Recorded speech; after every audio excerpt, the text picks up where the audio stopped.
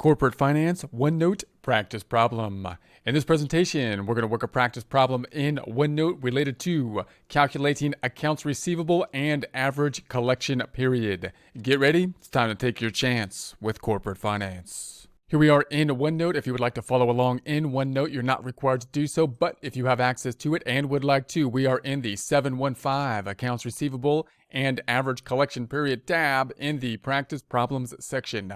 Closing this back out, we're going to go through multiple practice problems here. We're going to start off with the average collection period, which we have seen in the past, because that's going to be useful for us to use for projections into the future. So we might use this type of calculation, the average collection period, to project into the future. So we'll take a look at that in some of the future problems that we will have. So keep this in mind as we go through projections into the future. Normally, when we think about kind of ratio analysis, normally we think about calculating the types of ratios on the financial statements and then doing a ratio analysis to see how the performance was done, and then we can consider that to project into the future. Now, when we're projecting into the future from a management standpoint, trying to think about different things that will happen, we may use then some of these ratios that we can come to predict what the financial statement amounts will be in the future. So when you do that, then you want to be keeping in mind the fact that you probably have learned these formulas, these ratios, from anything that you're going to be calculating, in other words, that is not on the financial statements is something you've probably learned the formula for. So the average collection period, for example, is something that is not on the financial statement. We would have to do the calculation for that, and then we would have to basically know the formula to pick that up. Now, when we use that formula, the average collection period, to predict something in the future, to predict what possibly the balance for like accounts receivable would be, or the balance for credit sales would be, then now we would be using this number to find a financial statement number in the future, a projected financial statement number. So when that is the case, we don't typically need to remember a new formula to do that. We can then simply use our algebra. We can use the same average collection period formula and then use our algebra to figure out what the unknown is, whatever that may be, accounts receivable or credit sales or something like that within the calculation. So just keep that in mind as we go. As we do these ratios, clearly the ratios are something that we typically will learn when we're trying to analyze past performance and project how a company may do. From a management standpoint, we might then use those ratios to figure out what we think financial statement amounts will be. You don't have to learn a whole nother set of formulas to do that. You just need to then realize what component, what formula you can use to find the unknown. So let's take a look at that here. So we have the average collection period. The average collection period will typically be calculated as the accounts receivable divided by the average daily credit sales. So that's the formula we are going to have. So we got the accounts receivable. I'm going to put that on the outside. Also note that these are great problems to be working in Excel to just practice putting together your little tables here and working with standard formatting. So I highly recommend doing that. If you're going to put this into Excel, I would put the numerator and the denominator, the end result of our calculation, in the outer column, any sub-calculations in the inner column. So I'm going to say that the numerator is going to be accounts receivable. The denominator is going to be a sub-calculation where we're going to take the average daily credit sales. Average daily credit sales will be the total credit sales, the 1,600,000, divided by the number of days in a year, which may be 365, which is going to be closer to accurate, but doesn't make a nice even number of days in each month. If we assume a nice round number of months, like 30 days in each month, then we could take 12 times 30 and get to the 360. So that's what we'll use here. And then we're going to say that the 1,600,000 divided by the 360 is going to be the 4,444. That's going to be our average daily credit sales. Average daily credit sales being the denominator of our calculation. So now we have the numerator and denominator in the outer column. If we take the 230,000 divided by the 4,444, we're going to get about 51.75 days. 51.75 days as our average collection period. So once again, that number can be useful for us to do projections kind of in the future. So now let's do this again, slightly different scenario in our calculation, in that we have total sales and then we have the credit sales percentage at 92, meaning that the difference between the 92 and 100% is, or the 8% is going to be cash sales. So same kind of formula. We would say the accounts receivable divided by the average daily credit sales. Accounts receivable is going to be in the outer column. That's going to be the numerator, 810,000. We will then calculate the average credit sales, which just includes one more step here, that being the total sales, the 5,100,000 times the 92%, the 0.92, giving us the amount of the total sales that are going to be credit sales, those sales on account, those sales that are going to go through accounts receivable. And then we're going to take those credit sales, we're going to divide by the days in a year, which could be either 365, often used, or 360, which will even out nice even chunks of months, 30-day months. So if we divide the 4,692,000 divided by the 360, we get the 1,333 as the average daily credit sales. So now we have the numerator, accounts receivable, the denominator, average daily credit sales, to then give us the division problem. 810 divided by the 1,333 gives us about 62.15 days as the average collection period.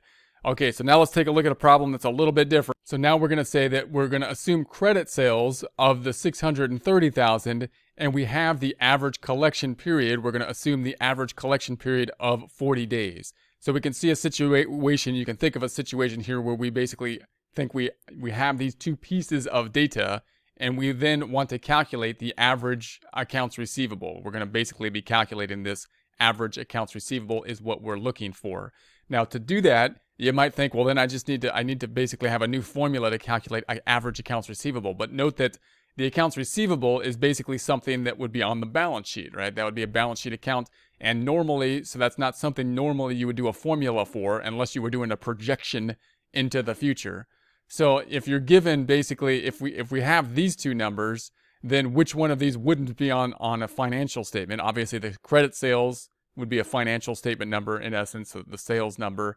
The average collection period, that's going to be something that normally we calculate from the financial statements, when we're analyzing the financial statements. So here we're kind of projecting it into the future. We're using this number that we typically would pick up from the financial statement as an assumption to figure a financial statement projected number. So therefore, we might, instead of learning a new formula, we might just say, okay, well, let me just write down the average collection period formula and see if I could back into the unknown, which is going to be the average accounts receivable.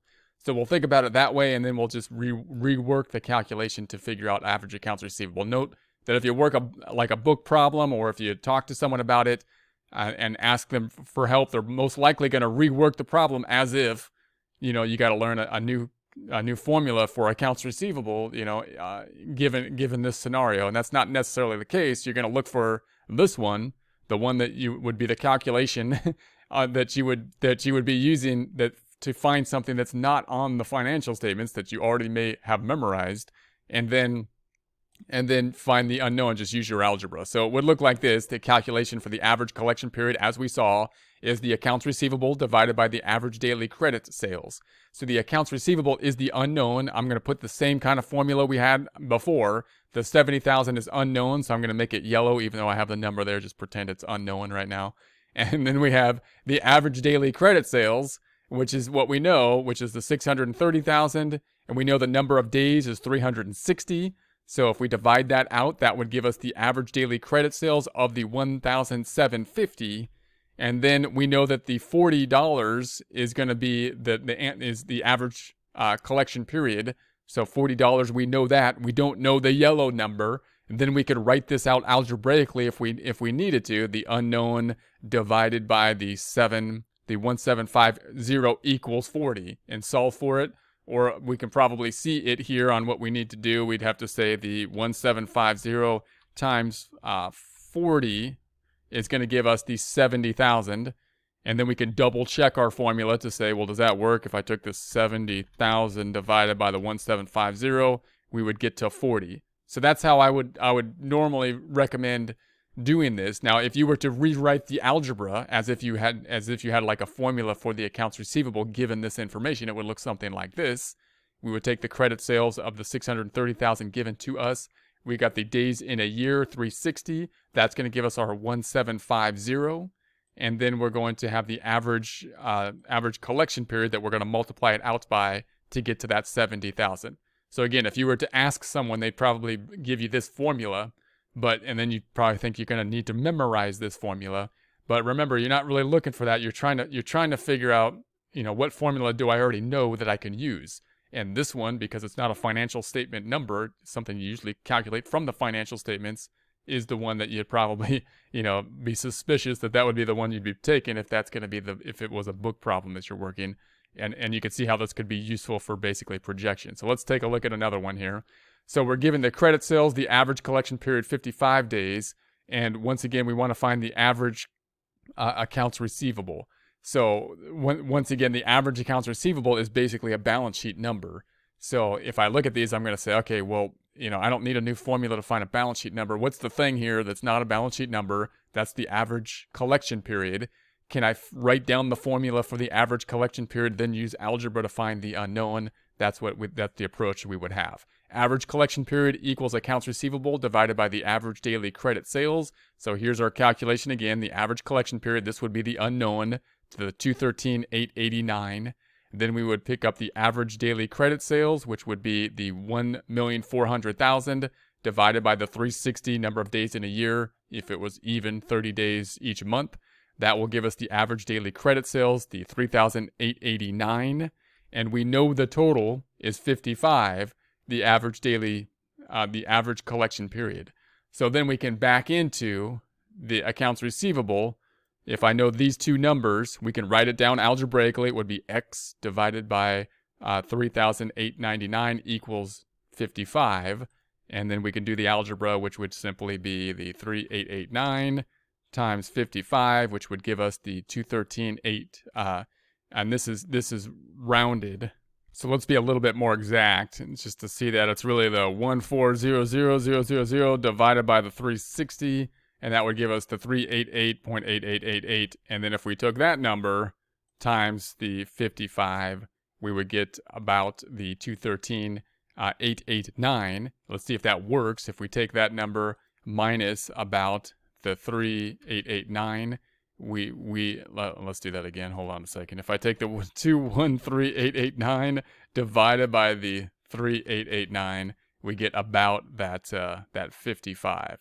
So there we have that. That's the approach that we would typically take. If we were to rewrite this, then you would typically see, if someone was to give you this or help you out with this, they would say, hey, here's the accounts receivable formula, and you would just basically be rewriting the algebra. Credit sales, 1,400,000, and then the days in a year, that's going to give us, if we divide that out, the 3,889, and then we have the average collection period at 55, and then if we multiply that out, we get the 213,889 about. Okay, let's do another one a little bit different here. So once again, we're given the average collection period of that now 50 days. The accounts receivable now is given to us, and what we're looking for is the credit sales this time. We're looking for the credit sales. So same process, just another different component, which is the unknown here. So once again, we'd say, okay, I'm trying to figure out the credit sales. That's like an income statement number. Income statement number is like something that's on the financial statement. I don't typically need a formula to figure that when I'm just analyzing financial statements. Which one do I normally need a formula for? Which one is not an actual financial statement number? The 50 here, which is the average collection period. So let's think about the average collection period formula and then use that to see if we can back into the unknown, which would be the sales. So we have the average collection period equals the accounts receivable divided by the average daily sales. And the average daily sales equals the credit sales divided by the days in a year. So knowing that, if we plug that into our little worksheet here, we're going to say, all right, we got the accounts receivable. The accounts receivable we know now is 90,000 this time. That's what we know. What we don't know is the credit sales. That's why it's yellow, even though I have the number there, but that's our unknown. We know that there's 360 days in a year, and that would give us to our average daily sales, and then, which we don't know right now, that should actually be yellow. And then we know the total here is 50. So we don't know this number, right? We don't know this number, and we don't know this number. So we'd have to be backing into these two numbers using our algebra. So first I'd say, well, here's, if I was to write this out, this is the one we don't know, the 1,800. So I could say, well, the 90,000 divided by X would equal 50. And if that's the case, then we would say, all right, so it would be 90,000 divided by the 50 would equal the 1,800. Let's check if that's true, because then if I take my 90,000 divided by the 1,800, that would be 50. So that looks right. So that we know this number now, which is the 1,800. And now we can do our little algebra here, which would be that we'd have the unknown X divided by 365 would equal the 1,800. So then I'm going to say, all right, well, that's the unknown. So now I got the 1,800 times the 360 would give us this 648,000. If I took the 648,000 just to double check, divided by the 360, we get the 1,800. So that's how we can basically back into this. We can write this one out algebraically, of course, to X divided by 365 equals 1,800, and work it out basically algebraically. Now, if you were going to work this again into like an answer key problem, or if you were to ask somebody or look at a book problem to give you the answer, they'd give you the formula that was already where they reworked the algebra. It looks something like this: annual credit sales would be something like the average daily sales, the accounts receivable 90,000, and then the average collection period is 50. That 90,000 divided by 50 gives us the 1,800. And then the days in the year are 365. Multiplying the 1,800 times the 365 gets us to, once again, that 648,000 to 648,000. So bottom line is, these numbers can be useful. Then this kind of relationship can be useful for us to be projecting out into the future. As we project out into the future, we're going to use some of these ratios that we've seen in the past in order to predict possibly future balance sheet numbers. Now, if we're thinking about cash flow management type of activity, then the relationship between the accounts receivable collections and the average collection periods and whatnot can be useful for us to consider our cash management strategy.